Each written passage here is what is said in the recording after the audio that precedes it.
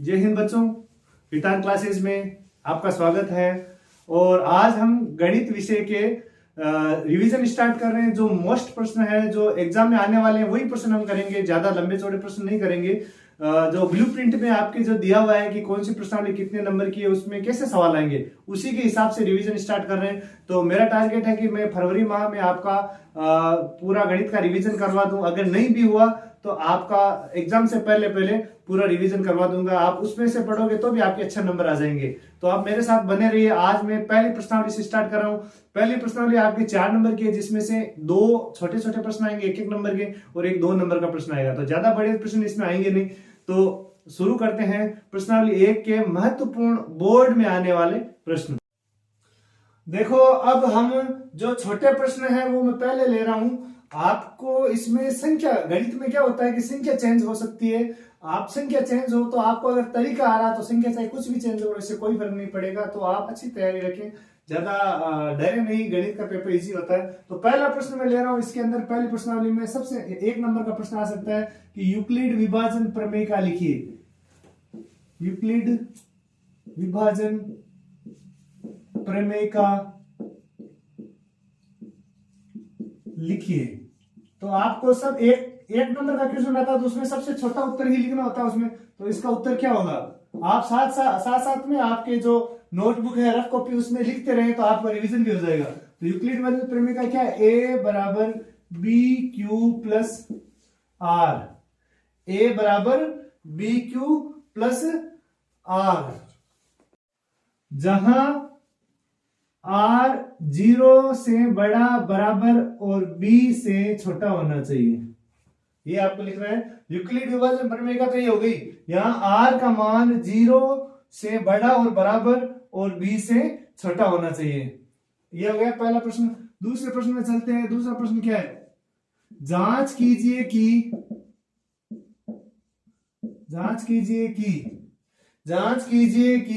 क्या प्राकृत संख्या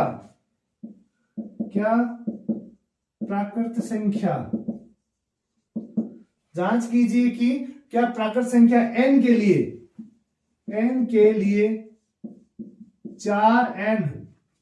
लिए 4n अंक 0 पर समाप्त हो सकता है। अंक 0 पर समाप्त हो सकता है। अब देखो, ये छोटा प्रश्न है। अगर 1 नंबर का भी आ सकता है और 2 नंबर के लिए भी ये ठीक है क्वेश्चन।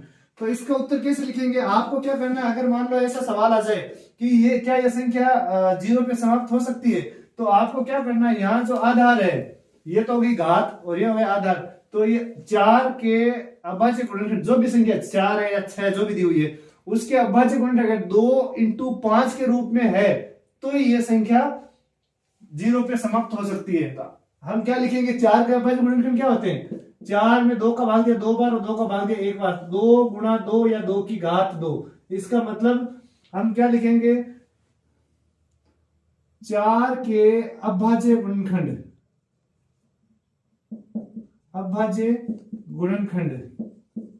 किस रूप में? 2 × 2 बराबर 2 की घात 2। ये है। तो किस रूप में? 2 की घात n इंटू या 2 की घात 2 × 5 की घात 0, ऐसे लिख सकते हैं इसको, क्योंकि इसके अंदर 5 नहीं आया है। तो 2 की घात 2 और 5 की घात 0। थोड़ी गड़बड़ हो गई। देखो, संख्या 4 की घात n के अभाज्य गुणनखंड, संख्या 4 की घात n के अभाज्य गुणनखंड क्या होंगे?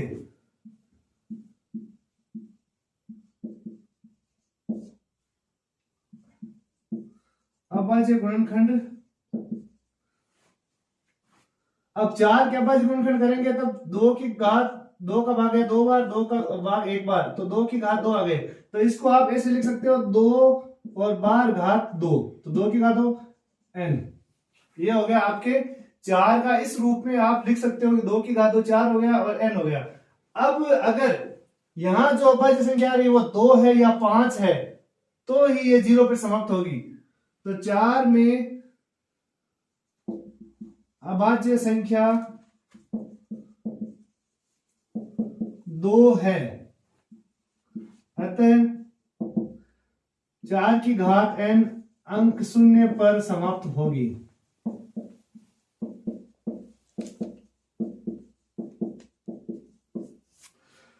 अब देखो, अगर 2 आ जाए अभाज्य गुणनखंड में यहां और 5 आ जाए तो ये शून्य पर समाप्त होगी। 2 और 5 के अलावा कोई दूसरी संख्या आ गई तो ये शून्य पर समाप्त नहीं होगी।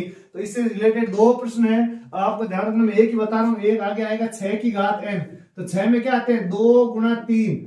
अब 2 गुणा 3 का मतलब क्या हो गया कि यहाँ 2 तो आ गए लेकिन 3 और आ गए, तो जहां अभाज्य 3 आ गया इसका मतलब ये शून्य पर समाप्त नहीं होगी। तो आपको मान लो 4 की जगह 6 की घात n आ गया, चेंज कर दिया थोड़ा, तो आपको इस तरीके से लिखना है। तो आपके 2 आ गए यहाँ पे तो भी शून्य पर समाप्त होगी, 5 आ गया तो भी समाप्त होगी, 2 और 5 दोनों आ गए तो भी समाप्त होगी, लेकिन इनके अलावा कोई आ गई तो शून्य पर समाप्त नहीं होगी। अब अगला प्रश्न ले रहा हूं मैं, प्रश्न नंबर 3। 6 और 20 के अभाज्य गुणनखंड, 6 और 20 के अभाज्य गुणनखंड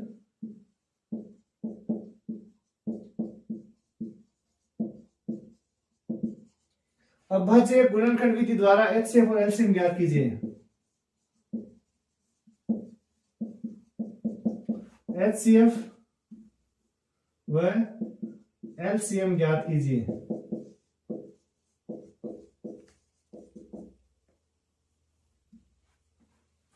अब देखो, LCM और HCF जहां ज्ञात करते हैं ना, सबसे पहले इनके अभाज्य गुणनखंड करो।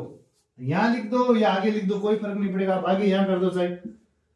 2 6 पहला 6 में 2 का भाग दिया, कितनी बार गया 3 बार, और 3 का 3 यानी 2 का भाग नहीं जा रहा तब आप 3 को देंगे। अब यह आ गया, और 20 में 2 का भाग दिया 10 बार, 2 का भाग दिया 5 बार और 5 का भाग दिया। इनको घात के रूप में लिखना है 2 गुणा 3 ऐसे, और इसको लिखना है 2 की घात 2 गुणा 5। अब यहां लिख दो 6 बराबर 2 गुणा 3 और 20 2 की घात 2 गुणा 5। सबसे इजी तरीका बता रहा हूं मैं। HCF जब भी आप ज्ञात करो मैं से, तो मैं से में क्या करना है, सबसे छोटी घात कॉमन लेनी है। अब इनमें सबसे छोटी घात कौन सी है, यानी एक सबसे पहली चीज तो दोनों में होनी चाहिए, उभयनिष्ठ और सबसे छोटी घात। 2 इसमें भी है 2 इसमें भी है, 3 इसमें, लेकिन इसमें 3 को छोड़ दो 5 को छोड़ दो 2 है, 2 में यहाँ घात 2 है और यहाँ कुछ भी नहीं, इसका मतलब 2 की घात 1 है। तो सबसे छोटी घात कौन सी है, 2 की घात 1। ये आ गया आपके HCF। और LCM लैसे कैसे ज्ञात करोगे, लैसे हो जाएगा LCM। LCM के अंदर आपको कुछ भी नहीं सोचना, आप संख्या देख लो, 2 से आगे कौन सी, 2 3 5 7 जो भी लिखे वो सब लिख दो।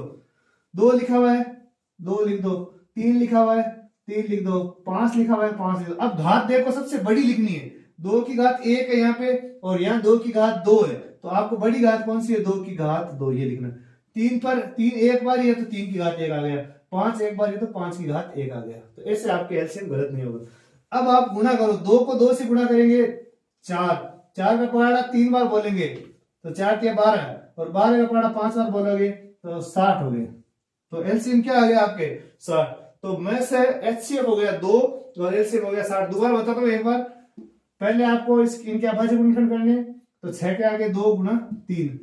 अभाज्य संख्याओं का अभाज्य गुणनखंड का मतलब हुआ आपको 2 का भाग जा रहा है, 2 का 2 नहीं जा रहा है, फिर 3 का 2 3 का नहीं जा रहा है तो आपको 4 का नहीं देना है, 5 का देना है, 5 का नहीं जा रहा तो आप 7 का दो।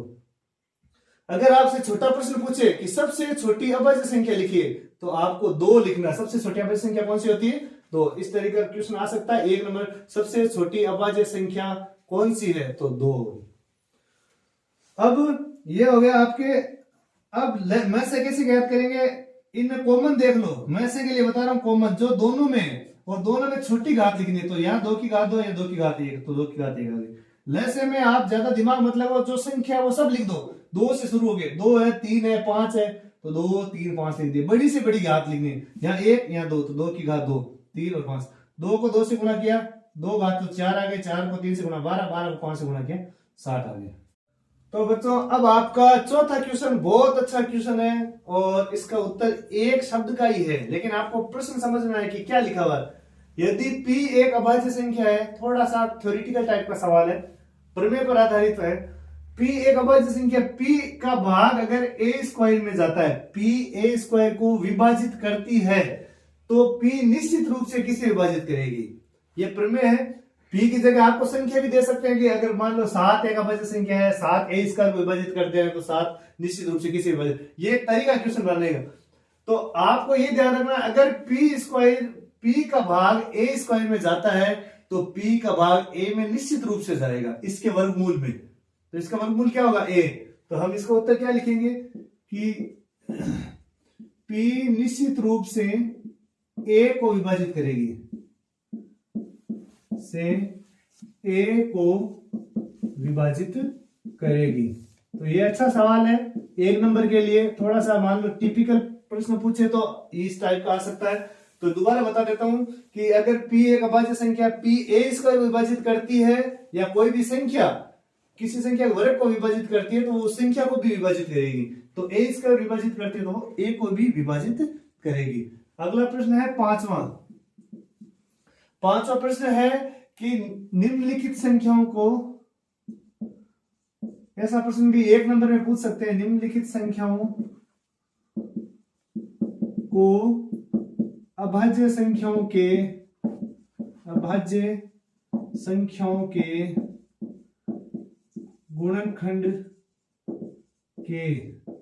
गुणनफल के रूप में लिखिए, गुणनफल के रूप में लिखिए। अब आपको संख्या, एक संख्या दी हुई, ज्यादा तो नहीं दी हुई होगी, आपको एक संख्या होगी या 2 संख्या हो सकती है, और लगभग चांस एक संख्या। अब मान लो आपको मैं यहाँ 2 बता रहा हूं, एक 140 और दूसरी संख्या है, और दूसरी संख्या आपकी 156। अब आपको क्या करना है, इनका अभाज्य गुणनखंड ज्ञात करना है। अब क्या हम क्या सोचते हैं कि ज्यादा हाई लेवल के प्रश्न पूछेंगे तो इस टाइप के भी प्रश्न पूछ सकते हैं कि इनको अभाज्य गुणनखंड के गुणनफल के रूप में लिख दो आप। तो कैसे निकालेंगे, आपको ऐसे निकालना है, 140 लिख दो यहाँ पे। सबसे पहले 2 का भाग देना है। 2 का भाग का नियम क्या है कि लास्ट में अगर इकाई अंक, इसका अंतिम अंक 0, 2, 4, 6, 8 है तो ही 2 का भाग जाएगा। 2 का भाग का मतलब हो गया किसी संख्या को आधा करना, तो ये हो गया 70। लास्ट में 0, 2 का भाग और जाएगा तो 2 का भाग देंगे 35। अब 2 का भाग नहीं जाएगा क्यों, लास्ट में है 5, तो अब 3 का भाग देंगे। 3 के भाग का क्या नियम है, इन दोनों को जोड़ो अंकों को, तो 3 और 5 हो गए 8। अगर 8 में 3 का भाग जा रहा है तो इनमें जाएगा, यानी योग के अंदर 3 का भाग जा रहा है तो जाएगा इसमें।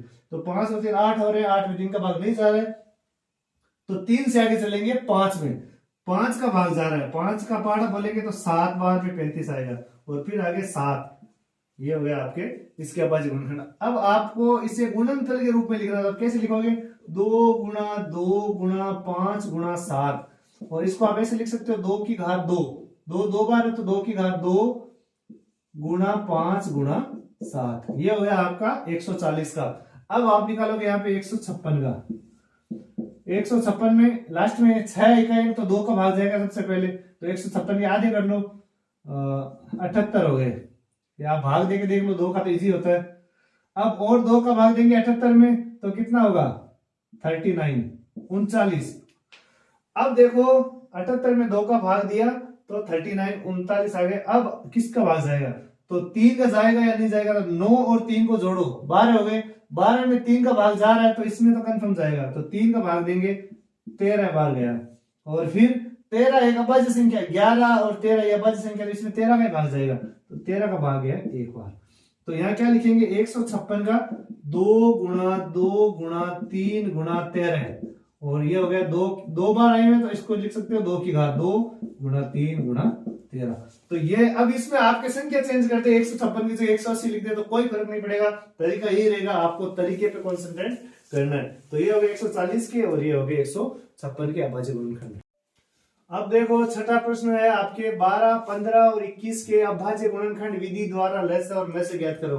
अभी मैंने पिछले सवाल में 2 संख्याओं का बताया था, मैं 3 संख्याओं का भी ले रहा हूं कि आपके कहीं भी नंबर नहीं कटे, तो इसलिए मैं तीनों का भी साथ में बताऊंगा। अब आपको सबसे पहले क्या करना है, आप यहाँ 12 के अभाज्य गुणनखंड निकाल लो। तो 12 में किसका भाग जा रहा है, 2 का भाग, कितनी बार जा रहा है, 6 बार। फिर 2 का भाग जा रहा है 3 बार, और 3 का भाग जा रहा है 1 बार। ये लिख दिया हमने 12 के। अब यहाँ 15 के निकालो, 15 के अभाज्य गुणनखंड, 15 में 2 का भाग नहीं जा रहा है क्योंकि यहाँ 5 है, तो 3 का भाग देंगे कितनी बार जाएगा, 5 बार, और 5 का भाग देंगे कितनी बार जाएगा, 1 बार। और यहाँ लिख दो 21 के अभाज्य गुण 3 का भाग दिया, 2 का 21 में नहीं जा रहा क्योंकि लास्ट का इकाई अंक 1 है, तो 7 बार गया, फिर 7 में 7 का भाग जा रहा है 1 बार। अब आप क्या करो, यहाँ लिख दो सबका 12, 12 के क्या है 2 गुणा 3, ये 2 बार आएगा तो 2 की घात 2 गुणा 3। अब आप लिख दो 15 के क्या हुए 3 गुणा 5, फिर आप लिखो 21 में क्या लिखना है 3 गुणा 7। अब आपको मैं से ज्ञात करना है, तो मैं से कैसे ज्ञात करोगे, तो सबसे पहले आप लिखो मैं से HCF में आपको क्या करना है, जो उभयनिष्ठ और सबसे छोटी घात लेंगे। सबसे पहले तो आप देखो तीनों में उभयनिष्ठ क्या है, 2 इसमें है बाकी में नहीं है, 3 इसमें भी है, 15 वाले में भी है, 21 में भी है, तो 3 सेम है। अब 3 में सबसे छोटी घात लेंगे, तो इसके ऊपर कोई घात नहीं, इसका मतलब एक घात है, यहाँ भी एक घात है, यहाँ भी एक घात है, तो 3 की घात 1 या केवल 3, ये आपके हो गया HCF। अब लैसे कैसे ज्ञात करोगे LCM, तो LCM में आपको एक चीज ध्यान रखनी है, आपको गलती नहीं होगी, जितनी संख्या है वो सब लिख दो, दोबारा नहीं रिपीट नहीं करनी है, जितनी संख्या सब लिख दो। यहाँ क्या है 2 भी है, 3 है, 5 है, 7 है, तो आप लिखो 2 गुणा 3 गुणा 5 गुणा 7। अब क्या करना है, सबसे बड़ी घात लेनी है। 2 पे देखो आप सबसे बड़ी घात कितनी है, यहाँ 2 1 है, 2 की घात 2, तो यहाँ 2 की घात 3, यही 1, यहाँ भी 1 है, यहाँ भी 1 है, तो एक घात ये 3 है केवल, 5 की भी एक घात है और 7 की भी एक घात। ऊपर घात लिखी हुई है वो बड़ी से बड़ी लिखनी है। अब 2 को 2 से गुणा किया 4, 4 को 3 से गुणा किया 12, 12 को 5 से गुणा किया 60, और 60 को 7 से गुणा किया 420। तो ये आ गया आपका लेस है, ये मैस है और ये लेस है। चलते हैं अगले प्रश्न में। अब देखो आगे है 7वां प्रश्न। यह प्रश्न 2-3 बार बोर्ड में आ चुका है, आप ध्यान से पढ़े इसको। और इस बार सबसे अगर मैं एक प्रश्नावली का महत्वपूर्ण प्रश्न 2 नंबर में अगर कहूं तो यह प्रश्न है। हाँ, संख्या चेंज हो सकती है, आप तैयार है उस स्थिति के लिए। बिना लंबी विभाजन प्रक्रिया किए बताइए कि, विभाजन 2 बार लिख दिया, बताइए कि 17/8 का दशमलव प्रसार शांत है या अशांत आवर्ती दशमलव प्रसार भी ज्ञात कीजिए। आपको भाग नहीं देना इसमें, लेकिन आपको बिना भाग दिए बताना है इसका दशमलव प्रसार कैसा है, और अगर शांत है तो आप ज्ञात करो इसका। तो हम क्या करेंगे, सबसे पहले उत्तर में ये ध्यान से समझना आप, ये लिखेंगे 17/8। अब इसमें हर क्या है, ऊपर वाली संख्या अंश होती है, नीचे वाली हर होती है, हर 8, तो 17/8 में हर 8 के अभाज्य गुणनखंड। अब 8 के अभाज्य गुणनखंड क्या है, आप यहां लिख सकते हो 8 के 2 का भाग दिया 4 बार, 2 का भाग दिया 2 बार, 2 का भाग दिया 1 बार, तो 2 की घात 3 आए। क्या है 2 की घात 3, और 5 की घात नहीं है तो 5 की घात 0 लिख दो। 2 की घात 3 और 5 की घात 0 है। ये क्यों लिखा है, क्योंकि आपके जो शांत वाली वो प्रमेय है ना, उसके अंदर लिखा हुआ है कि अगर किसी के अभाज्य गुणनखंड 2 की घात n इंटू 5 की घात n के रूप में, अगर आप नहीं लिखो यहाँ पे तो आप इसको हटा भी सकते हो, कोई समस्या नहीं है। हर 8 के अभाज्य गुणनखंड 2 की घात 3 है, जो किस रूप में है, 2 की घात n इंटू 5 की घात m, 2 की घात n इंटू 5 की घात m है। रुको 1 मिनट, आप ऐसे लिख दो 17/2 की घात 3, और यहां 5 नहीं है तो ये लिख दो 5 की घात 0। अब हम क्या लिखेंगे कि हर के अभाज्य गुणनखंड किस रूप में, 2 की घात n इंटू 5 की घात m के रूप में है। अगर इस रूप में होती है किसी भी संख्या होता है अभाज्य गुणनखंड, तो इसके दशमलव प्रसार शांत होगा, तो इसका दशमलव प्रसार शांत होगा। कन्फर्म कर ले इसको, दिमाग में बिठा ले, याद कर ले, आप कैसे भी समझ ले इसको। ये बहुत सबसे इस प्रश्नावली का सबसे महत्वपूर्ण प्रश्न है। 17 दोबारा बता रहा हूं, 17/8 पहले हर के अभाज्य गुणनखंड ज्ञात करने, हर के अभाज्य गुणनखंड 2 की घात 3। अब यहाँ हमने लिखे 2 की घात 3 और 5 आए नहीं, तो आप 5 की घात 0 कर दो। क्यों किए? क्योंकि हर के अविभाज्य गुणनखंड अगर प्रमेय की 2 की घात 3 इंटू 5 की घात n के रूप में है तो इसका दशमलव प्रसार शांत होगा। तो शांत का आप याद रख लो, 2 और 5 दोस्त है।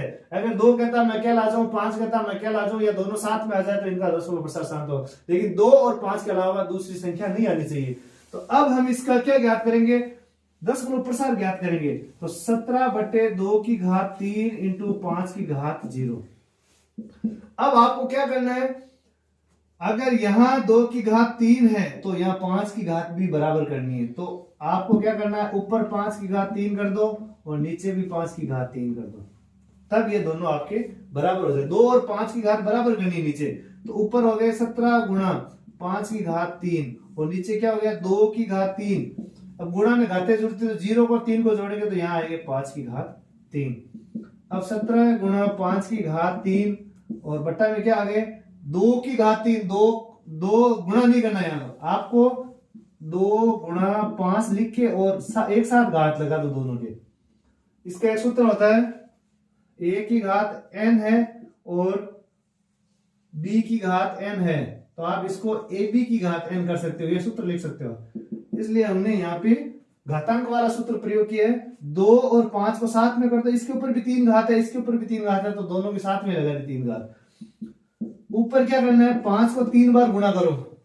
5 को पहले 3 बार का मतलब वो 5 गुणा 5 गुणा 5। 5 को 5 से गुणा किया 25 और 25 को 5 से गुणा किया 125। और यहां इन अंदर वाली दोनों संख्या कोष्टक के अंदर दो संख्या इनको गुणा करो, 10 की घात 3 ये हो गए। अब 17 को 25 से गुणा करते हैं। 17 का पढ़ा 5 बार बोला 85 और हासिल हो गई 8। 17 का 34, 34 और 8 42 और 17 और 4 21, 21 25 और बट्टे 5 को 2 से यहाँ 10 की घात 3 है, तो 10 की घात 3 का मतलब हो गया 10 की घात 3 यानी 1000। 0 0 0 3 0 लगाने। अब आपको यहाँ इसके दशमलव लगाने, कहाँ लगाओगे 3 0 तो 1 2 3 संख्या छोड़ के 5 2 1। अब यहां से इस साइड से 3 संख्या छोड़नी, 1 2 3 और यहां लगाना दशमलव। ये हो गया इसका दशमलव प्रसार। तो पहले तो आपको शांत या अशांत पूछेंगे, शांत आ गई तो इसका दशमलव प्रसार ज्ञात करो। यहाँ आपको घातें बराबर करनी है, तो 2 की घात 3 थी, 5 की घात 0 है, तो 3 ऊपर गुणा करेंगे और 3 ही 5 की घात नीचे गुणा करेंगे। यहाँ ऊपर वाली संख्या लिख दी, यहाँ 0 और 3 घात को जोड़ा 3 हो गए। अब दोनों को साथ में लिया, वो सूत्र लगाया, तो 3 घात बाहर साथ में ली थी। 5 को 2 से गुणा किया 10, इन दोनों गुणा किया 21 25 और बटे 10 की घात 3 का मतलब हो गया 1000। अब 1000 का भाग सीधा दे सकते हो आप, जितने 0 है उतनी संख्या छोड़ के दशमलव लगा दो। तो ये 2 नंबर के लिए आपके लिए अच्छा क्वेश्चन है। अब देखो आपके अगला प्रश्न है, 2 संख्या दी हुई है। एक संख्या है 96 96 और दूसरी संख्या है 404। अब आपको इसका एक मैं से दिया हुआ हो सकता है या ल से दिया हो सकता है, या ये दोनों दी हुई हो सकती है और ये पूछ सकते हैं। तरीका एक ही रहेगा, एक ही सूत्र रहेगा। आपको क्या करना है, 2 संख्या दी हुई, एक का मैं से 4 है तो ल से ज्ञात करो। इसका सूत्र क्या होता है,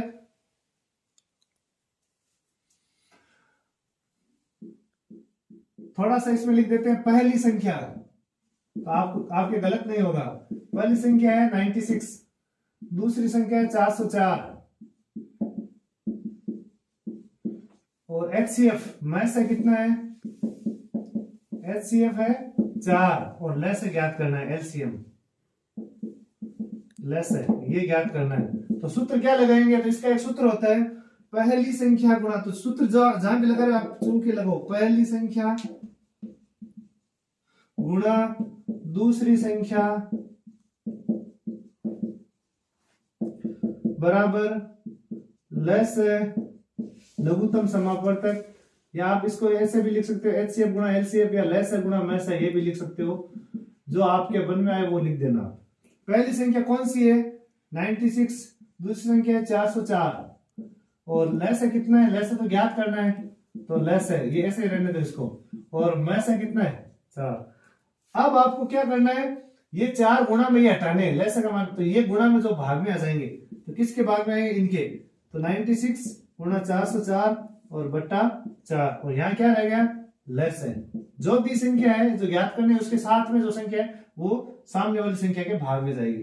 4 का भाग इसमें देंगे तो 4 में गया एक बार, फिर 0, फिर एक बार, 101 बार। अब 101 को 96 से गुणा करेंगे, 96 से गुणा करेंगे तो क्या आएगा, तो 9696। इसको इन दोनों से गुणा करेंगे तो 9696, 9696 हो जाए। तो लेस कितना आ गया ये। तो ये एक तरीका, इसमें 3 तरीके के सवाल बनते हैं, कैसा भी आपको पूछ सकते हैं। आपको तैयार रहना, ये सूत्र याद रखना और जो दिया हुआ उसमें इसमें मान रख देना। और जहां मान नहीं दिया हुआ है, जैसे यहां नहीं दिया हुआ था, जो संख्या साथ में वो सामने वाली के बट्टा में आ जाएगी। अगर मान लो ये दोनों दिए हुए हैं, यहाँ एक संख्या है दूसरी संख्या नहीं है, तो जो संख्या है वो इन दोनों के भाग में चली जाएगी। तो तरीका यही है, जैसा भी पूछे आपको। तो इस तरीके से अब चले अगले सवाल में। तो बच्चों अब है 9वां प्रश्न। अच्छा प्रश्न है, छोटा प्रश्न है। पाई किस प्रकार की संख्या, यह आपके खाली जगह में आ सकती है कि पाई खाली जगह प्रकार की संख्या है। आगे कोष्टक में आ सकते हैं परिमेय या अपरिमेय। तो किस प्रकार की है, तो पाई है अपरिमेय संख्या। अब आप ये सोचोगे कि पाई का मान तो 22/7 होता है, इसे p/q के रूप में लिख सकते हैं, लेकिन पाई एक अपरिमेय संख्या है। फिर एक छोटा प्रश्न और ले रहा हूं। सबसे छोटी अपरिमेय संख्या कौन सी है, अपरिमेय संख्या कौन सी है। तो सबसे छोटी अपरिमेय संख्या है 2। इसमें उत्तर क्या होंगे, 2। अब चलेंगे अगले प्रश्न में। अब देखो अगला क्वेश्चन मैंने लिया 2 नंबर के प्रश्न के लिए। ये बड़ा प्रश्न है तो 2 नंबर के क्वेश्चन में आपके आ सकता है। मैंने पहले वीडियो में भी ये तरीका कवर किया है, इसमें करूंगा। 135 व 225 का यूक्लिड विभाजन प्रमेय का द्वारा HCF ज्ञात कीजिए। तो आपको क्या करना है, सबसे पहले आप यहां लिख दो यूक्लिड विभाजन प्रमेय का क्या है, यूक्लिड विभाजन प्रमेय का।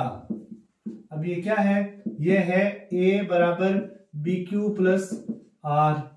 अब आपको क्या करना है कि चरण फर्स्ट में चलो आप, चरण फर्स्ट, इसमें क्या चरण वाइज चलते हैं, फर्स्ट चरण में चलेंगे आप। तो इनमें जो बड़ी संख्या वो पहले लिख दो, 225 बड़े ग्रेटर देन किससे, 135 से। अब आप क्या करो, यहां भाग देना है आपको, किसमें देना है, 225 के अंदर 135 का भाग।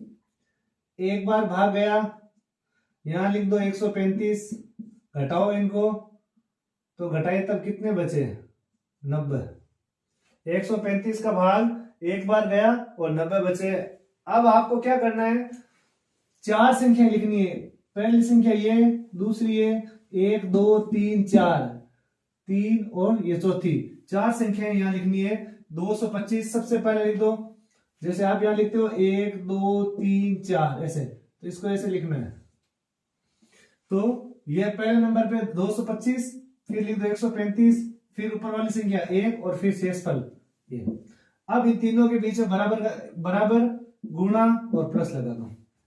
अब यहां शेषफल 0 नहीं आया तो आप लिख दो शेषफल 0 प्राप्त नहीं हुआ, शेषफल 0 प्राप्त नहीं हुआ। थोड़ा सा फास्ट चल रहा हूं मैं, क्योंकि अब एग्जाम का टाइम आ गया तो वीडियो थोड़ा सा आपको अब टाइम भी ज्यादा नहीं लगे, इसलिए। अब हम चलेंगे चरण सेकंड में। सेकंड चरण में आपको क्या करना है कि ये जो नीचे वाली संख्या इसका भाग इसमें देना है, शेषफल का भाग भाजक में देना है। तो यहां पहले लिख दो 135 ग्रेटर देन 90, ये 135 90 से बड़े। अब यहां दो भाग, 135 में 90 का कितनी बार गया, एक बार, 90 आ गए, इनको घटाया 5 और यहां बच गए 4। शेषफल यहां भी नहीं आया तो आप क्या करोगे, ये 135 पहले लिखो, 4 संख्या लिखनी आपको, मैंने बताई 1 2 3 4। तो 135 फिर 90 फिर 1 और फिर 45, पहले ऐसे लिख दो, जब चिन्ह मत लगाओ। फिर आपको लगाना बराबर गुणा प्लस, बराबर गुणा प्लस, याद रखो। 0 नहीं आया तो यहां लिखो शेषफल 0 प्राप्त नहीं हुआ। अब चलेंगे, जब तक आपके उत्तर 0 शेषफल प्राप्त नहीं हो तब तक आपके 10 चरण हो तो भी आपको चलना पड़ेगा। चरण थर्ड में चलेंगे। अब यहां क्या करना है, चरण थर्ड में इस 45 का भाग 90 में देना है। तो 90 ग्रेटर देन 45, यानी 90 बड़े 45 से, तो यहां लिख दो 90, 45 का भाग दिया, 2 बार पूरा पूरा गया 90, यहां बच गया 0। अब लिखो पहली संख्या, दूसरी, तीसरी, चौथी, तो 90 लिख दो, फिर 45 भाज्य, ये भाजक, और ये भागफल, और ये शेषफल, बराबर गुणा प्लस। अब शेषफल अपने क्या आ गया, शून्य आ गया, तो यहां लिखो शेषफल शून्य प्राप्त हुआ, शून्य प्राप्त हुआ। अतः HCF कौन सी संख्या ज्ञात किया हमने, वो संख्या थी तो 135 225 का, कोष्टक में 135 और 225 का। अब आंसर कौन सा होगा आपका, जिस संख्या का भाग पूरा पूरा गया है, लास्ट में किस 45 का भाग गया पूरा, कितनी बार, 2 बार गया, किस संख्या का, 45 का, तो इसका मतलब इसका उत्तर क्या आ गया, 45। ये है आपके यूक्लिड विभाजन प्रमेय का। आप संख्या चेंज कर दे तो भी आप टेंशन मत लेना, यही तरीका रहेगा। जब आपके उत्तर मान लो पहले चरण में शून्य आ गया तो उसका एक ही चरण होगा, अगर नहीं आ रहा तो जब तक शून्य नहीं है तब तक आप चलते रहो, आपका अंत में जिस संख्या का भाग पूरा जाएगा वो इसका उत्तर होगा। अब देखो आपके अगला क्वेश्चन है, एक धनात्मक विषम पूर्णांक 4q + 1 और 4q + 3 के रूप का होता है। अब आपको पता है कि यूक्लिड विभाजन प्रमेय का क्या है, a बराबर bq + r है। अब यहां b का मान कितना है, 4 है, तो इसका मतलब ये हुआ कि r का मान 4 से छोटा होना चाहिए, 4 के बराबर, भाज्य के बराबर नहीं हो सकता मान, तो 4 से छोटा और 0 के बराबर या बड़ा। तो b का मान 4 है, तो r का मान हम क्या ले सकते हैं, 0 ले सकते हैं, 1 ले सकते हैं, 2 ले सकते हैं और 3 ले सकते हैं। यहां 4 दिए हुए हैं, b का मान 4 हो गया, तो 4 से छोटा रहेगा r का मान, 0 1 2 3 तक रखेंगे। अगर r का मान 5 है तो 4 तक रखेंगे। अब यहां इसमें हम रखेंगे किसके, ये मान, अगर मान लो r बराबर 0 हुआ तो क्या होगा, तो a का मान हमारे पास है नहीं, b का मान कितना है, b का मान 4 है, तो 4q + 0, तो कितना आ गया, 4q, ये आ गया a का मान। अब r का मान हमने रखा 1, तो a बराबर हो जाएगा 4q + 1। अगर r का मान 2 रखा तो a बराबर 4q + 2, और r बराबर 3 रखा तो कितना हो जाएगा, a बराबर 4q + 3। अब धनात्मक विषम पूर्णांक लेने हैं, तो धनात्मक विषम पूर्णांक कौन कौन से हैं, 4q + 1, ये तो समपूर्णांक हो गए, तो 4q + 1 और 4q + 3 ही धनात्मक विषम पूर्णांक हो गए। तो हम लिखेंगे अतः कोई धनात्मक विषम पूर्णांक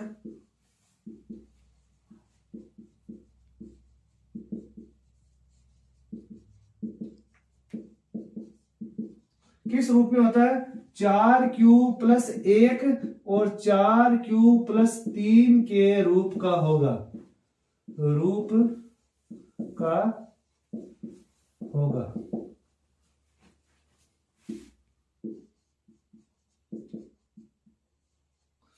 तो देखो यार b का मान 4 है तो हमने 3 तक लिया, r का मान रखा सब में, r बराबर 1 हो गया, तो a बराबर, b का मान 4 था, 4q + 0 4q हो गया, 1 रखा 4q + 1 हो गया, 2 रखा 4q + 2 हो गया, और 3 रखा 4q + 3। अब जो यहाँ 2 और ये 0, ये तो है सम धनात्मक पूर्णांक, और ये दोनों है विषम, तो 4q + 1 और 4q + 3 के रूप का ये होगा, अगर b का मान अपने 4 है तो।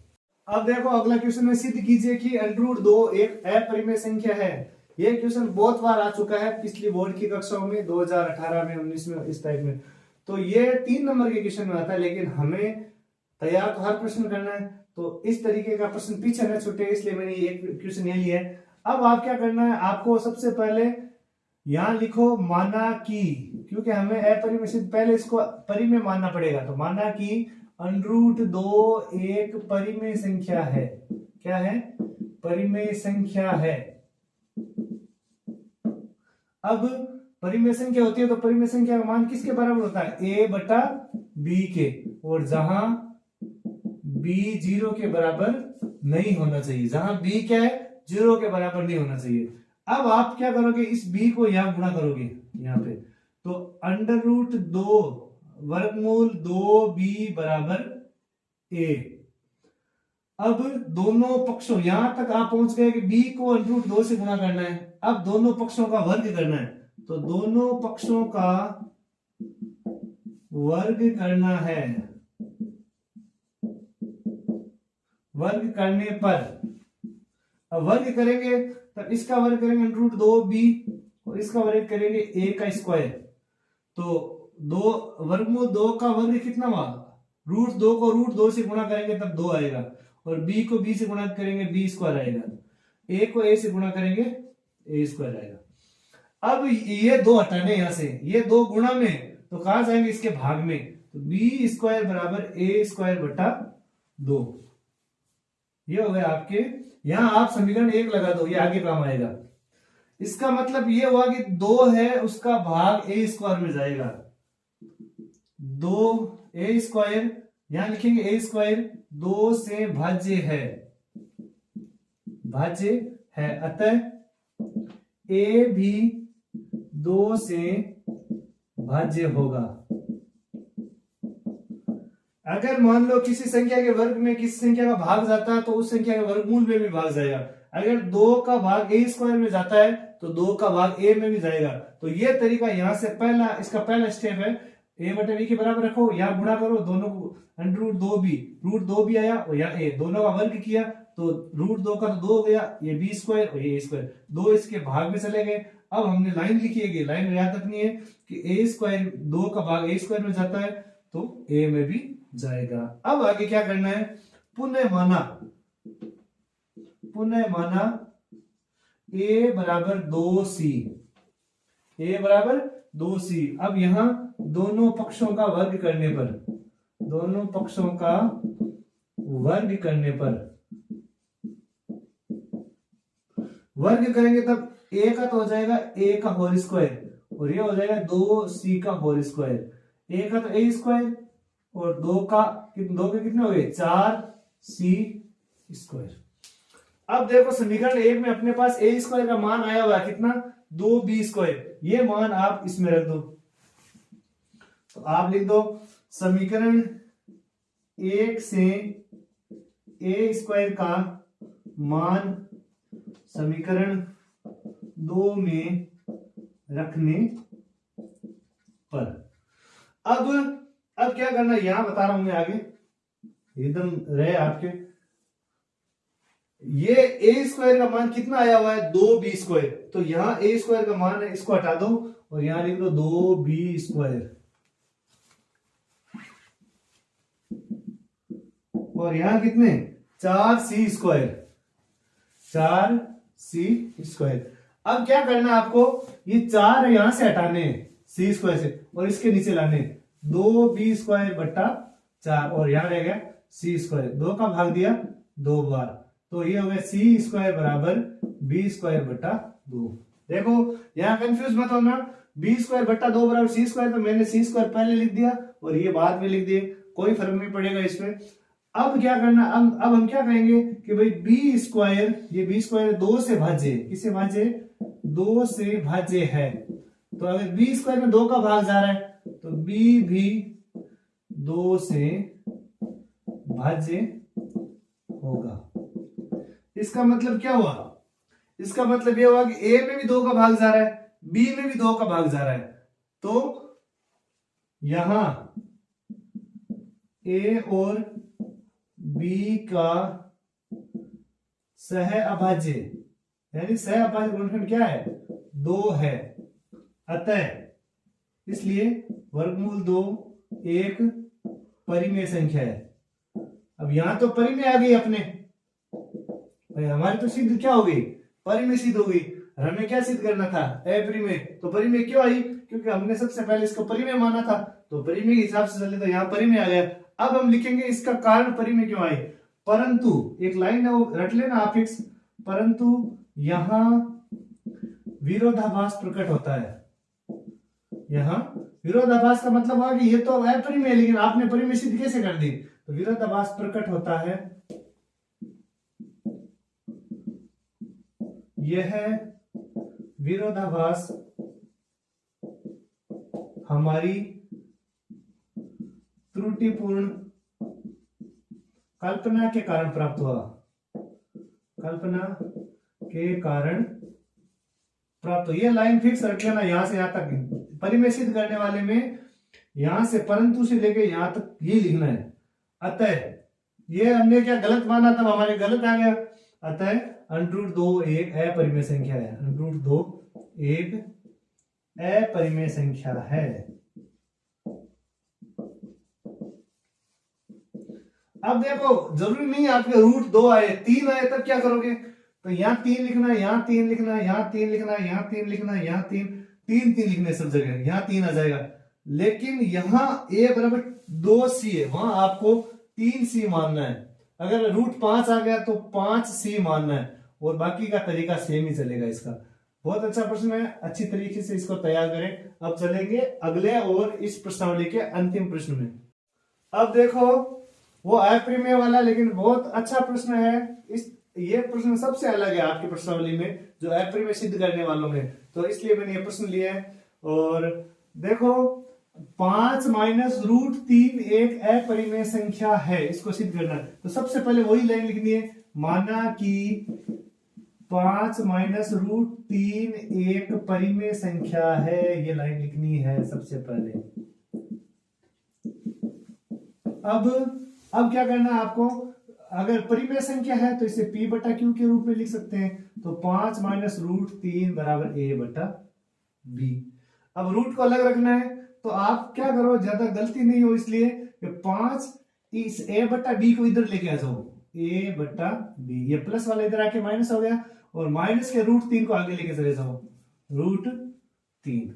देखो ध्यान से समझना, दोबारा बता रहा हूं, 5 माइनस √3 बराबर a बटा b है, तो 5 a बटा b प्लस के इधर आ जाएंगे, माइनस के a बटा b, और √3 को आगे ले जाओ, दोनों का पक्षांतर कर दो, √3 इधर आगे प्लस के 3।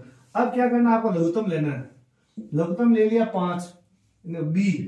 अब इसके नीचे आप 1 मान लो, 1 का b में भाग दे, b को 5 से गुणा करा तो सीधा जाना, जिसके नीचे संख्या नहीं हो तो लघुत्तम से सीधा गुणा कर दो। b को 5 से गुणा किया 5b, b का b में भाग दे एक बार, 1 को a से गुणा किया a बराबर √3। अब इसको आप इसके बराबर a संख्या है तो आप इसको ऐसे भी लिख सकते हो, √3 बराबर 5b माइनस a बटा b। अब आपके जहां भी b और a लिखा उसको पूर्णांक लिख दो। पूर्णांक कैसे, 5 गुणा b, तो 5 गुणा पूर्णांक माइनस a, ये पूर्णांक लिख दो, और b ये भी पूर्णांक हो गया। इसका मतलब यहां कोई संख्या हो गई तो ये परिमेय संख्या हो गई, तो हम लिखेंगे अतः 5 माइनस √3 एक परिमेय संख्या है। अब ये तो परिमेय आ गई संख्या अपने, तो परिमेय संख्या क्यों आई भाई, जिस हिसाब से अपन चले उसके हिसाब से तो ये पूर्णांक हो जाएंगे, तो ये परिमेय संख्या हो जाएगी। तो अब वो लाइन लिखनी है, फिक्स लाइन है, यहां तक आपको पीछे ये बीच वाला मैटर याद कर लो, ये तो सेम रहेगा। माना कि जो प्रश्न दिया हुआ वो लिख दो, एक परिमेय संख्या है, a बटा b के बराबर लिख दो, उसको बस थोड़ा सा हल करने का तरीका आना चाहिए। फिर आपको यहाँ पूर्णांक आ गए आपके, तो ये परिमेय संख्या हुई। अब वही लाइन लिखनी फिक्स, परंतु यहां विरोधाभास प्रकट होता है, विरोधाभास प्रकट होता है। यह विरोधाभास हमारी त्रुटिपूर्ण कल्पना के कारण प्राप्त हुआ, कल्पना के कारण प्राप्त हुआ। ये हमने त्रुटिपूर्ण माना था इसको परिमेय, तो ये परिमेय आ गया। अब यह विरोधाभास प्रकट हो गया, तो अतः 5 माइनस √3 एक अपरिमेय संख्या है, बस ये याद रखना आपको। तो ये आपके 5 माइनस √3 का एक बार फिर देख लो, ये a बटा b के बराबर रखा। एक ही प्रश्न है इसके अंदर √3 को उधर लेके जाना, बाकी सब प्रश्नों में रूट इधर रहेगा। इसमें थोड़ा सा अलग, आपकी गलती नहीं हो, यहां भी कर सकते हो, फिर माइनस यहाँ रहेगा, तो इसको इधर लेके आ गए, पक्षांतर a माइनस b माइनस का हो गया, a प्लस का हो गया। लघुत्तम लिया 5 माइनस b बटा a माइनस a बटा b। अब इसको √3 को पहले लिख दिया, इसको बाद में लिखे, जहां b और a वहां पूर्णांक लिख दिया, फिर ये तो सब में फिक्स रहेगा। तो ये थे आपके प्रश्नावली एक के बोर्ड की दृष्टि से महत्वपूर्ण प्रश्न। तो मेरा सब स्टूडेंट से ये आग्रह है कि सूरा अब जाग जाओ, इंस्टाग्रामर का धनिया, फेसबुक का धनिया, बामू निकलो है। अब थोड़ा सा 1-1.5 महीने जगह नहीं पड़े, अब तैयारी करो था के लिए। अब बहुत महत्वपूर्ण 1 महीनों 1.5 महीनों जितना भी बचे वो है, और इन अच्छी तैयारी करो तो हाल भी परसेंटेज बना सको। तो हमारे साथ जुड़ो, और मैं जगह मोस्ट प्रश्न तैयार करवा रहा हूँ वे भी तैयार कर लो, तो थाको तो बेड़ो पार हो जाए। तो अगर थे सब्सक्राइब कौन करया, खाली वीडियो देख रहे हो, आनंद ले रहे हो, तो सब्सक्राइब भी कर दो और था दोस्तान भी भेज दो, और वीडियो को आनंद भी लो और सवाल भी मिलो। गणित अति अच्छी लागवा लाग जी कि थान गणित देखी हर जगह। तो सब ने इस शुभकामना के साथ अच्छी तैयारी करो बोर्ड की, तो अच्छा नंबर प्राप्त करो। Thank you.